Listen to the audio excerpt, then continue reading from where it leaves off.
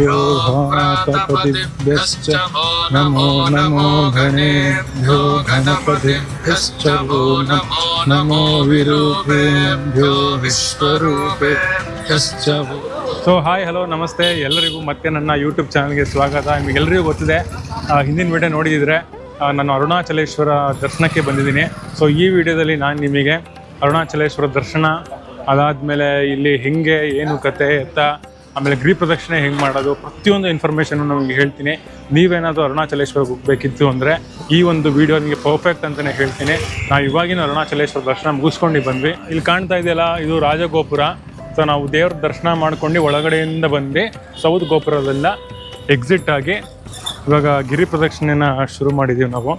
ಗಿರಿ ಪ್ರದಕ್ಷಿಣೆನ ಹುಣ್ಣಿಮೆ ದಿವಸ ಮಾಡಿದ್ರೆ ತುಂಬಾ ಶ್ರೇಷ್ಠ ಅಂತ ಹೇಳ್ತಾರೆ. ಆ ದಿನದಲ್ಲಿ ಸಾವಿರಾರು ಜನ, ಲಕ್ಷಾಂತರ ಜನ ಬಂದು ಗಿರಿ ಪ್ರದಕ್ಷಿಣೆನ ಮಾಡ್ತಾರೆ. ಅದು ಬಿಟ್ಟು ನೀವು ಬೇರೆ ಯಾವ ದಿವಸ ಕೂಡ ಬರ್ಬೋದು, ಬಂದು ಗಿರಿ ಪ್ರದಕ್ಷಿಣೆನ ಮಾಡ್ಬೋದು. ನಾವಿವತ್ತು ಶುಕ್ರವಾರ ಬಂದಿರೋದು. ಸೊ ಇವತ್ತು ಜನ ಅಷ್ಟೊಂದು ಇರಲಿಲ್ಲ. ದೇವಸ್ಥಾನ ದರ್ಶನ ಮಾಡ್ಕೊಳ್ಳೋಕ್ಕೂ ಅಷ್ಟೇ, ಗಿರಿ ಪ್ರದಕ್ಷಿಣೆ ಮಾಡೋಕ್ಕೂ ಅಷ್ಟೇ.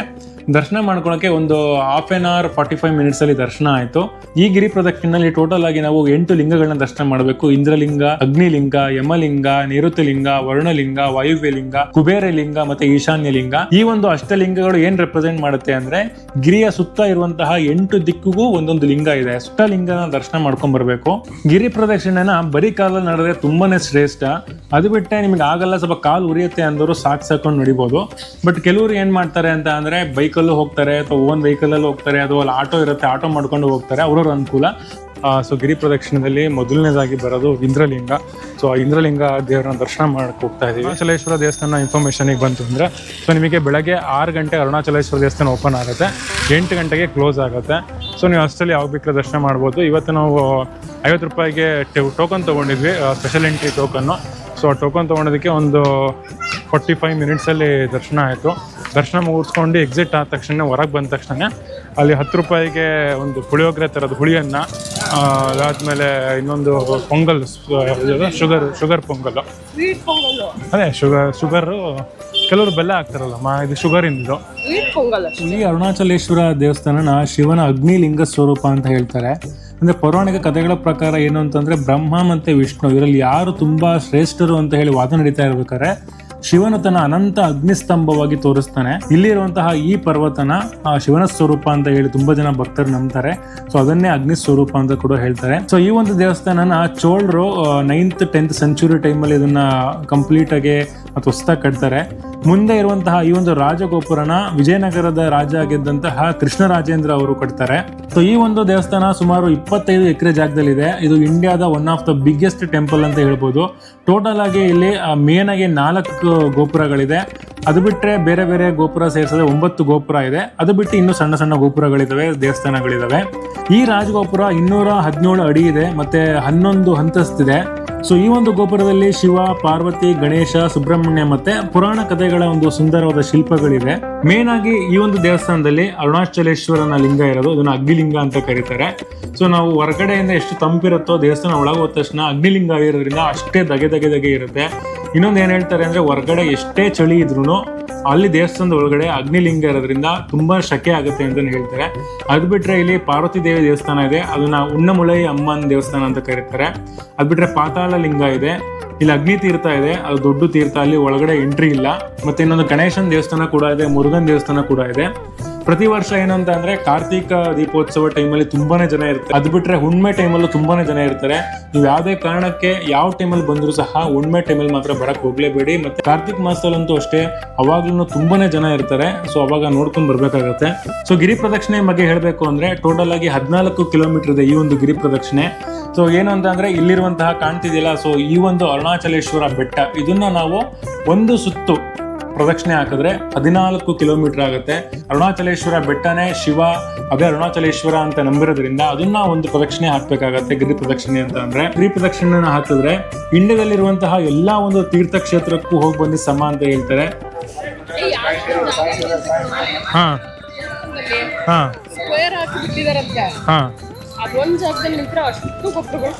ಹೌದಾ, ಅಲ್ಲಿಗೆ ಅಲೋ ಇದೆ ಅಂತ? ಹೌದಾ, ನೋಡೋಣ ನಾಳೆ ಬೆಳಗ್ಗೆ ಹೋಗಿ. ಎಲ್ಲ ಗೋಪುರ ಕಾಣುತ್ತೆ. ಇವಾಗ ಇಂದ್ರಲಿಂಗ ದರ್ಶನ ಮಾಡ್ಕೊಂಡು ಬಂದ್ವಿ. ಇಂದ್ರಲಿಂಗ ರಾಜಗೋಪುರದಿಂದ ಒಂದು 350-400 ಮೀಟರ್ಸ್ ಇದೆ. ಬಟ್ ಇಲ್ಲಿಂದ ನೆಕ್ಸ್ಟು ಅಗ್ನಿಲಿಂಗ 1.6 ಕಿಲೋಮೀಟರ್ಸ್ ಇದೆ. ಅಲ್ಲಿಂದ ರಾಜಗೋಪುರದಿಂದ ಇಂದ್ರಲಿಂಗ ಇಲ್ಲಿ ಬರುತ್ತೆ. ಸೊ ಆ ರೋಡಿಂದ ಹಿಂಗೆ ಬಂದರೆ ಈ ಕಡೆ ಅಗ್ನಿಲಿಂಗ. ಇಂದ್ರಲಿಂಗದಿಂದ ಸ್ವಲ್ಪ ಮುಂದೆ ಬಂದಮೇಲೆ ಇವಾಗ ಒಂಚೂರು ಮೇನ್ ರೋಡಿಗೆ ಕನೆಕ್ಟ್ ಆಗಿದ್ದೀವಿ. ಸೊ ಮ್ಯಾಪ್ ಹಾಕ್ಕೊಂಡಿದ್ದೀನಿ. ನಿಮಗೂ ಸಹ ಎಲ್ಲ ಪ್ರತಿಯೊಂದು ಲಿಂಗದು ಒಂದಾದ್ಮೇಲೆ ಯಾವ್ದು ನೋಡಬೇಕು ಅಂತೇಳಿ ಗೂಗಲ್ ಮ್ಯಾಪ್ಸ್ ಲಿಂಕ್ನ ಡಿಸ್ಕ್ರಿಪ್ಷನ್ ಹಾಕಿದ್ದೀನಿ, ಚೆಕ್ ಮಾಡಿ. ನೋಡಿ ಇಲ್ಲಿ ಗಿರಿವಾಲ ಪಾತ್ ಅಂತ ಹಾಕಿದ್ದಾರೆ. ಸೊ ಇಲ್ಲಿ ರೈಟ್ ಹೋಗ್ಬೇಕು. ಇಲ್ಲಿ ಈ ಒಂದು ಸರ್ಕಲಲ್ಲಿ ಈ ರೋಡಲ್ಲಿ ಹೋಗ್ಬೇಕು. ಮ್ಯಾಪ್ ಹಾಕಿದ್ದಾರೆ ಗಿರಿವಾಲ ಪ್ರದಕ್ಷಿಣೆದು. ಸೊ ನಾವು ಇಂದ್ರಲಿಂಗ ದರ್ಶನ ಮಾಡ್ಕೊಂಡು ಬಂದ್ವಿ, ನೋಡ್ತಾ ಇದ್ದೀರಾ. ಸೊ ಇದಾದಮೇಲೆ ನೆಕ್ಸ್ಟು ರೂಟು ಒಂದೊಂದು ಫುಲ್ಲು ಒಂದು ಗಿರಿ ಪ್ರದಕ್ಷಿಣೆ, ಸುತ್ತ ಒಂದು ಪ್ರದಕ್ಷಿಣೆ ಹಾಕೋದು. ಸ್ಟಾರ್ಟಿಂಗಲ್ಲಿ ಇಂದ್ರಲಿಂಗ ತನಕ ಏನು ಡೈರೆಕ್ಷನ್ ಹಾಕಿರಲಿಲ್ಲ. ಸೊ ಅಲ್ಲಿಂದ ಮುಂದೆ ಬಂದಮೇಲೆ ಮೇನ್ ರೋಡಿಗೆ ಬಂದಮೇಲೆ ಪ್ರತಿಯೊಂದು ಕಡೆ ಡೈರೆಕ್ಷನ್ ಹಾಕಿದ್ದಾರೆ, ಎಲ್ಲೆಲ್ಲಿ ಹೋಗಬೇಕು ಏನು ಇಲ್ಲ ಅಂತ. ಸೊ ಇಲ್ಲಿ ಹೋಟೆಲ್ ಶ್ರೀನಿವಾಸ ಅಂತ ಇದೆಯಲ್ಲ, ಇಲ್ಲೆಲ್ಲೂ ಬೋರ್ಡ್ ಹಾಕಿಲ್ಲ. ಇದು ಪಕ್ಕದಲ್ಲೇ ಇರೋದು ಅಗ್ನಿಲಿಂಗ. ಸೊ ಇವಾಗ ಅಗ್ನಿಲಿಂಗ ದರ್ಶನ ಆಯಿತು. ನೆಕ್ಸ್ಟ್ ಅಗ್ನಿಲಿಂಗ ಆದಮೇಲೆ ಯಮಲಿಂಗ. ಸೊ ಇಲ್ಲಿಂದ ಒಂದು 2 ಕಿಲೋಮೀಟರ್ಸಿಂದ ಆವ್ರೇಜ್ ಅಂತ ಒಂದು 2 ಕಿಲೋಮೀಟರ್ಸ್ ಇದೆ. ಒಂದು 25 ಮಿನಿಟ್ಸ್ 30 ಮಿನಿಟ್ಸ್ ಆಗುತ್ತೆ ಇಲ್ಲಿಂದ ಯಮಲಿಂಗ ಹೋಗೋಷ್ಟೊತ್ತಿಗೆ. ಆ ಯಮಲಿಂಗಗೆ ಏನು ಅಂತಂದರೆ ಒಂದೇ ರೋಡು, ಎಲ್ಲೂ ಯಾವುದೂ ಡಿವಿಯೇಷನ್ ಇಲ್ಲ, ಒಂದೇ ರೋಡು. ಪ್ರದಕ್ಷಿಣೆ ಹಾಕ್ಬೇಕಾದ್ರೆ ದಾರಿ ಉದ್ದಕ್ಕೂ ತುಂಬಾ ದೇವಸ್ಥಾನಗಳಿದೆ. ತುಂಬ ದೇವಸ್ಥಾನ, ಯೋಗಿ ರಾಮೇಶ್ವರ ದೇವಸ್ಥಾನ, ಕಾಳಿಕಾ ದೇವಸ್ಥಾನ ತುಂಬ ಇದೆ. ಇದು ಬಾಲಾಗಿರುತ್ತೆ. ಬಟ್ ಎಲ್ಲ ದೇವಸ್ಥಾನ ದರ್ಶನ ಮಾಡ್ಕೊಂಡು ಹೋಗೋದು ಲೇಟ್ ಆಗಿಬಿಡುತ್ತೆ. ಸೊ ಅದಕ್ಕೆ ಹಂಗೆ ಕೈ ಮುಗ್ದಂಗೆ ಮುಂದೆ ಹೋಗ್ತಾ ಇದ್ದೀವಿ.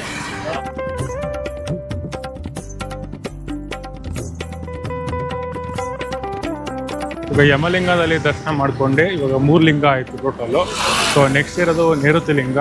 ಸೊ ನೈಋತ್ಯ ಲಿಂಗಗೆ ಇಲ್ಲಿಂದ ಒಂದು 1.6 ಕಿಲೋಮೀಟರ್ಸ್ ಇದೆ ಅಪ್ರಾಕ್ಸಿಮೇಟ್ಲಿ. ಸೊ ರನ್ ಮತ್ತೊಂದು 20-25 ಮಿನಿಟ್ಸ್ ಆಗ್ಬೋದು. ಸೊ ಹಿಂಗೆ ಕಂಟಿನ್ಯೂ ನೋಡ್ತಾ ಇರಿ ವಿಡಿಯೋ. ಸೊ ಎಲ್ಲ ಲಿಂಗಗಳು ಎಲ್ಲೆಲ್ಲಿದೆ ರೂಟು ಏನು ಎತ್ತ ಮತ್ತು ದರ್ಶನ ಹಿಂಗೆ ಪ್ರತಿಯೊಂದನ್ನು ಹೇಳ್ತೀನಿ. ಸೊ ನಮಗೆ ಇಲ್ಲಿ ರಾತ್ರಿ ಸೋಡಾ ಆಗಿರ್ಬೋದು, ನೀರಾಗಿರ್ಬೋದು, ಅಥವಾ ಸುಸ್ತಾದರೆ ಏನಾದ್ರು ತಿನ್ನೋಕ್ಕೆ ಮಾಡೋಕ್ಕೆ ಪ್ರತಿಯೊಂದಕ್ಕೂ ಎಲ್ಲ ವ್ಯವಸ್ಥೆ ಇರುತ್ತೆ. ಸೊ ಏನು ಅಂತಂದರೆ ಅರುಣಾಚಲೇಶ್ವರ ದೇವಸ್ಥಾನಕ್ಕೆ ನಾವು ಸಡನ್ನಾಗಿ ಪ್ಲ್ಯಾನ್ ಮಾಡ್ಕೊಂಡು ಬಂದಿದ್ದು. ಎಲ್ಲೇ ಹೋಗ್ಬೇಕಂದ್ರೂ ಒಂದು ತಿಂಗಳು 20 ದಿವಸ ಮುಂಚೆನೇ ಡಿಸೈಡ್ ಮಾಡಿ ರೂಮ್ ಬುಕ್ ಮಾಡ್ಕೊಂಡು ಹೋಗ್ತೀವಿ. ಬಟ್ ಈ ಒಂದು ಅರುಣಾಚಲೇಶ್ವರ ದೇವಸ್ಥಾನಕ್ಕೆ ನಾವು ಹಿಂದಿನ ದಿವಸ ಸಂಜೆ 6 ಗಂಟೆಗೆ ಹೋಗೋಣ ನಡಿ ಅತ್ಲಾಗೆ ಅಂತ ಡಿಸೈಡ್ ಮಾಡ್ಕೊಂಡು ಬಂದಿದ್ದು.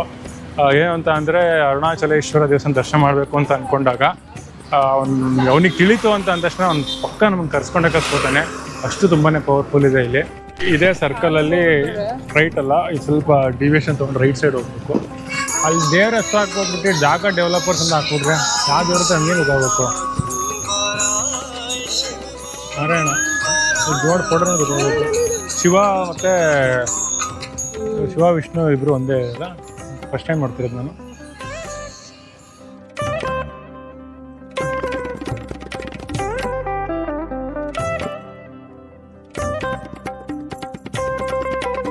ನೈಋತ್ಯ ಲಿಂಗ ದರ್ಶನ ಆಯಿತು. ಇವಾಗ ಟೈಮು ಅರೌಂಡ್ 10:09 ಆಗಿದೆ, 10:10 ಆಗಿದೆ. 2 ಅವರ್ಸ್ ಆಯಿತು ಆಲ್ರೆಡಿ ಸ್ಟಾರ್ಟ್ ಮಾಡಿ ಆಲ್ಮೋಸ್ಟು. ಸೊ ಇಲ್ಲಿಂದ ನೆಕ್ಸ್ಟು ವರುಣಲಿಂಗಗೆ ಮತ್ತೆ ಒಂದು 1.8 ಕಿಲೋಮೀಟರ್ಸ್ ಇದೆ.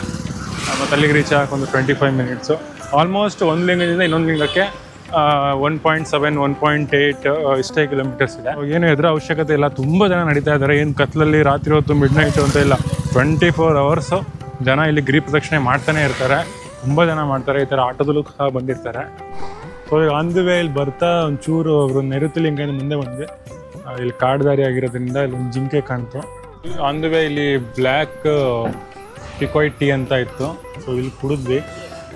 So tea ತೊಗೊಂಡಿದ್ವಿ. ಒಂದು ನಾರ್ಮಲ್ ಟೀ 15 ರೂಪಾಯಿ.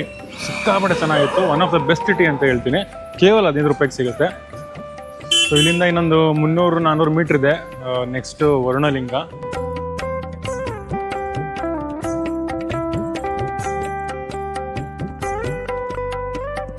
ಸೊ ಇವಾಗ ವರುಣಲಿಂಗ ದರ್ಶನ ಆಯಿತು. ವರುಣಲಿಂಗದಿಂದ ನೆಕ್ಸ್ಟು ವಾಯುಲಿಂಗಕ್ಕೆ ಇಲ್ಲಿಂದ ಮತ್ತೆ 1.7 ಕಿಲೋಮೀಟರ್ಸ್ ಇದೆ. ಮಧ್ಯದಲ್ಲಿ ಈ ಥರ ಮಸಾಜ್ ಮಾಡೋದೆಲ್ಲ ಇಟ್ಟಿರ್ತಾರೆ. ತುಂಬ ಕಾಲು ನೋವಾದವರು ಅವರು ಈ ಥರ ಎಲ್ಲ ಇಲ್ಲಿ ಕಾಲು ಹಿಡ್ಕೊಂಡು ನಿಮಗೆ ತುಂಬ ಪೇನ್ ಆಗಿರುತ್ತಲ್ಲ. ಸೊ ಅವರು ಈ ಥರ ಮಸಾಜ್ ಮಾಡಿಸ್ಕೊತಾರೆ. ಒಂದು ಸ್ವಲ್ಪ ಹೊತ್ತಿಗೆ ಎಷ್ಟು ಅಂತ ನಂಗೆ ಗೊತ್ತಿಲ್ಲ ರೇಟು. ಮಾಡಿಸ್ಕೊತಾ ಇದ್ದಾರೆ ಜನ. ಸೊ ಅದು ಕೆಲವರಿಗೆ ತುಂಬ ನಡೆಯೋಕ್ಕಾಗಲ್ವಲ್ಲ, ಅಂಥವ್ರಿಗೆ ಹೆಲ್ಪ್ ಆಗುತ್ತೆ ಅದು. ಮುಂದೆ ಎಲ್ಲ ಸುಳ್ಳು ಹೇಳ್ಬಾರ್ದು. ಶಿವ ನೋಡ್ತಾ ಇರ್ತಾನೆ. 20 ರೂಪಾಯಿ ಅಲ್ಲ ಕೇರಳ ವಿಡಿಯೋ ನೋಡ್ತಿರ್ತಾನೆ ಫಾರ್ 5 ಮಿನಿಟ್ಸ್ 20 rupees ಅಂತೆ.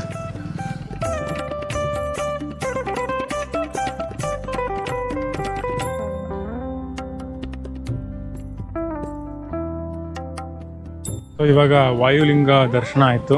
ವಾಯುಲಿಂಗ ದರ್ಶನ ಆದಮೇಲೆ ನೆಕ್ಸ್ಟ್ ಬರೋದು ಕುಬೇರಲಿಂಗ. ಸೊ ಇಲ್ಲಿಂದ 1.6 ಕಿಲೋಮೀಟರ್ ಇದೆ ಕುಬೇರಲಿಂಗ. ಇದು ಚಂದ್ರಲಿಂಗ ಅಂತ ಯಾವುದು ಎಕ್ಸ್ಟ್ರಾ ಗೊತ್ತಿಲ್ಲ ನನಗೆ. ಒಂದು ಎಕ್ಸ್ಟ್ರಾ ಇರ್ಬೇಕು, ಮಧ್ಯದಲ್ಲಿ ಒಂದು ಎಕ್ಸ್ಟ್ರಾ ಬರುತ್ತೆ ಅನ್ಸುತ್ತೆ ಚಂದ್ರಲಿಂಗ ಅಂತ. ಹಾಂ 8 ಲಿಂಗದಲ್ಲಿ ಇಲ್ಲ ಇದು. ಹಾಂ ಸೊ ಇನ್ನೇನು ಸ್ವಲ್ಪ ದೂರ ಇದೆ ಕುಬೇರಲಿಂಗಕ್ಕೆ. ಸೊ ಇಲ್ಲೊಂದು ನಾರಾಯಣನ ಒಂದು ವಿಗ್ರಹ ಇದೆ, ಅದ್ರ ಪಕ್ಕನೇ ದುರ್ಗಿದೇವಿ ವಿಗ್ರಹ ಇದೆ, ತುಂಬಾ ಚೆನ್ನಾಗಿದೆ. ಸೊ ಆನ್ ದ ವೇಯಲ್ಲಿ ಬರ್ತಾ ಹಿಂಗೆ ದರ್ಶನ ಮಾಡ್ಕೊಂಡು ಹೋಗಿ ನನಗೆ ಕಂಟಿನ್ಯೂ ಮಾಡಿ ಕುಬೇರಲಿಂಗ ಕಡೆಗೆ.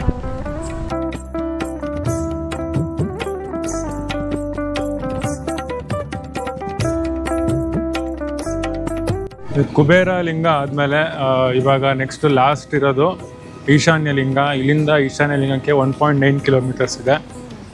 ಸೊ ಆಲ್ಮೋಸ್ಟ್ ಸ್ವಲ್ಪ ಕಾಲು ನೋವ್ತಾ ಇದೆ, ಅಂದರೆ ಕಾಲು ಉರಿತಾ ಇದೆ, ಪಾದ ನಡ್ಕೊಂಡು ಹೋಗ್ತಾ ಇದೆ ನಿಧಾನಕ್ಕೆ. ಇನ್ಮೇಲೆ ಸ್ವಲ್ಪ ಸ್ಲೋ ಆಗ್ತಾ ಇದೆ.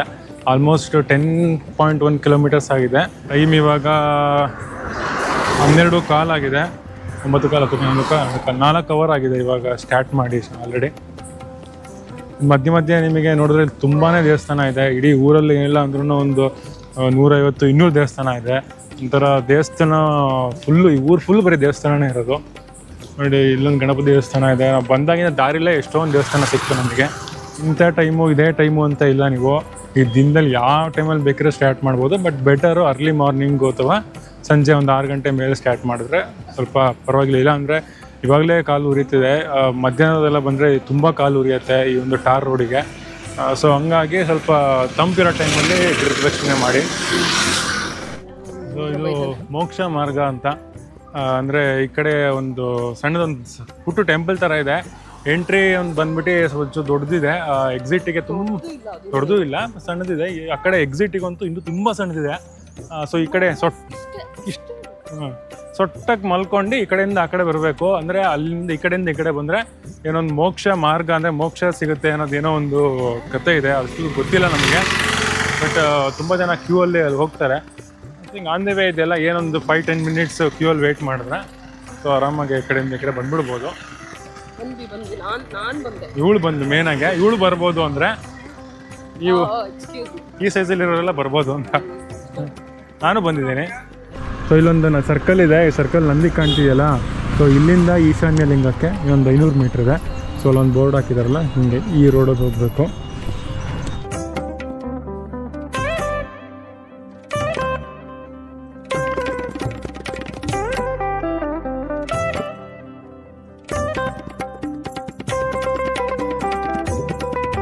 ಸೊ ಅಷ್ಟಲಿಂಗದಲ್ಲಿ ಕೊನೆಯ ಲಿಂಗ ಆಗಿರುವಂತಹ ಈಶಾನ್ಯ ಲಿಂಗ ದರ್ಶನ ಆಯಿತು. ಸೊ ಇಲ್ಲಿಂದ ನಮ್ಮ ಒಂದು ನಡಿಗೆ ಮುಂದುವರಿಯುತ್ತೆ. ಎಲ್ಲಿ ಎಂಡ್ ಮಾಡಬೇಕು ಅಂದರೆ ರಾಜಗೋಪುರದಲ್ಲಿ ಎಂಡ್ ಮಾಡಬೇಕು. ರಾಜಗೋಪುರ ಇರೋದು ಇಲ್ಲಿಂದ ಮತ್ತು 1.8 ಕಿಲೋಮೀಟರ್ಸ್ ಇದೆ. ಸೊ ಇವಾಗ ಮೋಸ್ಟ್ಲಿ 1.8 ಇದೆ ಅಂದರೆ ಈಗ 12.2 ಕವರ್ ಆಗಿದೆ. ಇನ್ನು 1.8 ಕಿಲೋಮೀಟರ್ ನಡೆದ್ರೆ ಸೊ 14 ಕಿಲೋಮೀಟರ್ಸ್ ಆಗುತ್ತೆ. ಸೊ ರಾಜಗೋಪುರದಿಂದ ಶುರು ಮಾಡಿ ರಾಜಗೋಪುರದಲ್ಲೇ ಎಂಡ್ ಮಾಡಿದ್ರೆ 14 ಕಿಲೋಮೀಟರ್ಸು ಒಂದು ಪ್ರದಕ್ಷಿಣೆ ಆಗುತ್ತೆ. ಸೀರಿಯಲ್ ಹೊಸದು ಬರ್ತಿದೆ ಅಂತ ಹಾಕ್ತಾರಲ್ಲ, ನಾನೇನು ಅದು ಸೀರಿಯಲ್ ಅನ್ಕೊಂಡ್ಬಿಟ್ಟೆ. ಅದು ಆನಂದ್ ಕಾವೇರಿ ಸೀರಿಯಲ್ ಚೆನ್ನಾಗೂ ಇದೆ. ಅದು ಸೀರಿಯಲ್ ಥರನೇ ಇದೆ. ಸೀರಿಯಲ್ ಫಿಲಮ್ ಪ್ರಮೋಷನ್ ಥರ. ಇಲ್ಲೆಲ್ಲ ಮದುವೆಗೆಲ್ಲ ಈ ಥರ ಎಲ್ಲ ಬ್ಯಾನರ್ ಹಾಕ್ಸ್ಕೊಂಡಿದ್ದಾರೆ. ನಮ್ಮ ಕಡೆ ಎಲ್ಲ ಕಣ್ಣಾಗತ್ತೆ ಅಂತಾರೆ. ಇಲ್ಲಿ ಈ ಥರ ರೋಡ್ ನೋಡಿ ಹಾಕ್ಸ್ಕೊಂಡಿದ್ದಾರೆ ಎಲ್ಲ. ನಾವೇ ಅಂತೀವಪ್ಪ. ನಾನು ನೋಡ್ದಂಗೆ ಎಷ್ಟೋ ಜನ ವಯಸ್ಸಾದವರು, ನಡೆಯೋಕ್ಕಾಗ್ದಲೇ ಇರೋರು, ಕೋಲ್ ಹಿಡ್ಕೊಂಡು ನಡೆಯೋರು ಎಷ್ಟು ಜನ ನಡೀತಾ ಇದ್ದಾರೆ. ಅದನ್ನು ನೋಡಿ ಇನ್ಸ್ಪಿರೇಷನ್ ಆಗಿ ನಮ್ಗೆ ಇನ್ನೂ ನಡಿಬೇಕು ಅಂತ ಇನ್ನೂ ಎಕ್ಸ್ಟ್ರಾ ಹುಮ್ಮಸ್ ಬಂತು ನಮಗೆ. ಇವಾಗ ಇಲ್ಲಿ ಮೇಲ್ಗಡೆ ರಾಜಗೋಪುರ ಕಾಣ್ತಾ ಇದೆ. ಫೈನಲಿ ಒಂದು ಪ್ರದಕ್ಷಿಣೆ ಹಾಕೊಂಡು ಇವಾಗ ರಾಜಗೋಪುರ ಹತ್ರ ಮತ್ತೆ ಬಂದಿದ್ದೀವಿ. ಟೈಮು ನಾನು ಹೇಳ್ದಂಗೆ 1:42 ಆಗಿದೆ. 1:45 ಅಂದೆ, ಅಲ್ಲಿ ಹೋಗೋಷ್ಟೊತ್ತಿಗೆ 1:45 ಆಗುತ್ತೆ. 1:42 ಟೋಟಲಾಗೆ 5.5 hours ಆಗಿದೆ. 5.5 ಗಂಟೆ ಆಗಿದೆ. ಒಂದು 14 ಕಿಲೋಮೀಟ್ರು ಗಿರಿ ಪ್ರದಕ್ಷಿಣೆ ಮಾಡೋಕ್ಕೆ. ಸೊ ಇಲ್ಲಿ ಪ್ರದಕ್ಷಿಣೆ ಮಾಡಿದ್ರೆ ಅದೆಷ್ಟು ಆನಂದ ಆಗುತ್ತೆ ವಾಪಸ್ ಇಲ್ಲಿ ತಿರ್ಗಾ ನಾವು ರಾಜಗೋಪುರಕ್ಕೆ ಬಂದಾಗ ಅಂತಂದರೆ, ಅದನ್ನು ನೀವು ಗಿರಿ ಪ್ರದಕ್ಷಿಣೆ ಮಾಡಿ ಅದು ಎಕ್ಸ್ಪೀರಿಯೆನ್ಸ್ ಮಾಡಬೇಕು, ಅವಾಗಲೇ ಗೊತ್ತಾಗೋದು. ಸೊ ತುಂಬಾ ಒಂದು ಮನಸ್ಸಿಗೆ ಎಷ್ಟು ಸಮಾಧಾನ ಆಗುತ್ತೆ ಅಂತಂದರೆ ಎಷ್ಟು ಸಮಾಧಾನ ಆಗುತ್ತೆ. ಆ ಒಂದು ಪೀಸ್ನ ಎಕ್ಸ್ಪೀರಿಯನ್ಸ್ ಮಾಡಬೇಕು, ಒಂದು ಗಿರಿ ಪ್ರದಕ್ಷಿಣೆ ಮಾಡಿ. ಇನ್ನೊಂದು ಏನು ಹೆಲ್ಪ್ ಆಯ್ತು ನಮಗೆ ಅಂತಂದರೆ ಈ ರಾಜಗೋಪುರದಿಂದ 50 ಮೀಟ್ರಲ್ಲಿ ಇಲ್ಲೇ ಇದೆಯಲ್ಲ ಅರುಣಾಚಲ ಅಂತ ಇದೆಯಲ್ಲ, ಸೊ ಇದ್ರ ಪಕ್ಕದಲ್ಲೇ ಅನ್ನಪೂರ್ಣೇಶ್ವರಿ ರೆಸಿಡೆನ್ಸಿ ಅಂತ ಇದೆ. ಸೊ ಅಲ್ಲೇ ನಾವು ರೂಮ್ ಮಾಡಿರೋದು. ಸೊ ಇಲ್ಲಿ ಬಂದು ಮುಗಿಸ್ಕೊಂಡು ತಕ್ಷಣಕ್ಕೆ ನಾವು ರೂಮಿಗೆ ಹೋಗ್ಬೋದು. ಸೊ ಇದೊಂದು ನಮಗೆ ಭಾಳ ಹೆಲ್ಪ್ ಆಯಿತು. ದೇವಸ್ಥಾನ ಹತ್ರನೇ ನಾವು ರೂಮ್ ಮಾಡಿರೋದು. ರಾಜಗೋಪುರಕ್ಕೆ ಬಂದು ನಾವು ನಮ್ಮ ಗಿರಿ ಪ್ರದಕ್ಷಿಣೆನ ಮುಗಿಸ್ತಾ ಇದ್ದೀವಿ ಇಲ್ಲಿಗೆ. ಸೊ ಈ ಒಂದು ಅರುಣಾಚಲೇಶ್ವರ ದೇವಸ್ಥಾನದ ವಿಡಿಯೋ, ಈ ಒಂದು ಗಿರಿ ಪ್ರದಕ್ಷಿಣೆಯ ವಿಡಿಯೋ, ಸೊ ಎಲ್ಲ ಇನ್ಫಾರ್ಮೇಷನ್ ನಾನು ನಿಮಗೆ ಕೊಟ್ಟಿದ್ದೀನಿ ಈ ವಿಡಿಯೋದಲ್ಲಿ. ಸೊ ಈ ಒಂದು ವಿಡಿಯೋ ನಿಮಗೇನಾದರೂ ಇಷ್ಟ ಆಗಿತ್ತು ಅಂದರೆ, ಅಥವಾ ಇದು ನಿಮಗೆ ಇನ್ಫಾರ್ಮೇಟಿವ್ ಅಂತ ಅನಿಸಿದ್ರೆ, ನೀವು ಬರೋದಕ್ಕೆ ಇದು ತುಂಬ ಹೆಲ್ಪ್ ಆಗಿದೆ ಅಂತ ನಿಮ್ಗೆ ಅನಿಸಿದ್ರೆ ಈ ವಿಡಿಯೋನ ಶೇರ್ ಮಾಡಿ, ಲೈಕ್ ಮಾಡಿ, ಹಾಗೂ ಸಬ್ಸ್ಕ್ರೈಬ್ ಮಾಡಿ. ನೆಕ್ಸ್ಟ್ ಯಾರು ಅರುಣಾಚಲಕ್ಕೆ ಬರ್ತಾ ಇದ್ದಾರೆ ನಿಮ್ಮ ಫ್ರೆಂಡು ಫ್ಯಾಮಿಲಿ ಅವರಿಗೆ ಶೇರ್ ಮಾಡಿ. ಇದೇ ಥರ ಅಂತಹ ನಾನು ವಿಡಿಯೋಗಳನ್ನ ತರ್ತಾ ಇರ್ತೀನಿ. ಮತ್ತೆ ಮುಂದಿನ ವಿಡಿಯೋಲಿ ಸಿಗ್ತೀನಿ. ಅಂಟಿಲ್ ದೆನ್ ಟೇಕ್ ಕೇರ್, ಬಾಯ್.